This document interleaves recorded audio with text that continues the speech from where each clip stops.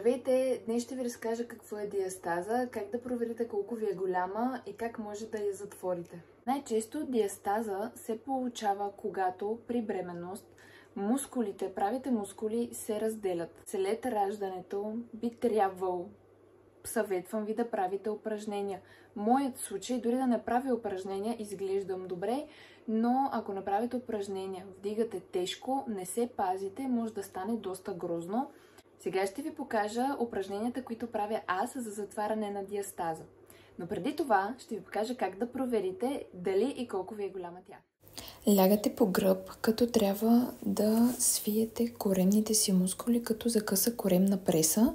И след това диастазата се намира най-често под пъпа, но може да бъде и над пъпа, както е при мен. Както забелязвате, аз проверявам и отгоре и отдолу, като след като родих Рая, диастазата ми беше един пръст, след близнаците беше два пръста, т.е. дебелината на един пръст не е дължината.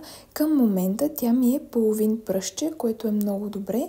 Може да имате, може да нямате, може да не ви се затвори, но това е добре. В смисъл не е проблем. Разговаряла съм с специалисти по тази тема и дори да не ви се затвори, просто се пазете известен период от време. Звучи малко страшно това, че пръстите буквално влизат в корема ти, но не се притеснявайте, това е нормално.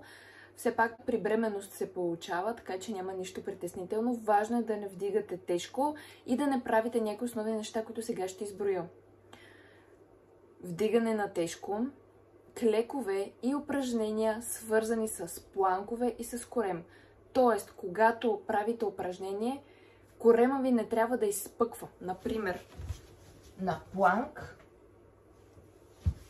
И, например, тип упражнения, този тип така, вдигане на краката, може да правите къси коремни преси, но не ви го препоръчвам, аз лично не правя.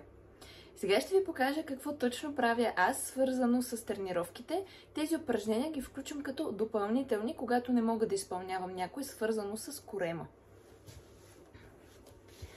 Първото нещо е обратен планк. А именно, изпъвате краката, пръстите аз си ги държа надолу. Ето така. Така мога да изкарам макс на границата 2 минути вече, като започнах от 1 минута и постепенно покачвам. Следващото упражнение е заставате така, ръката да бъде точно под рамото, не така, не така, а да пада свободно от вашето рамо по права линия. Заставате така, вдигате се и правите. 1, 2, 3, 4. И така да речем до 10. Следващото упражнение, това не е точно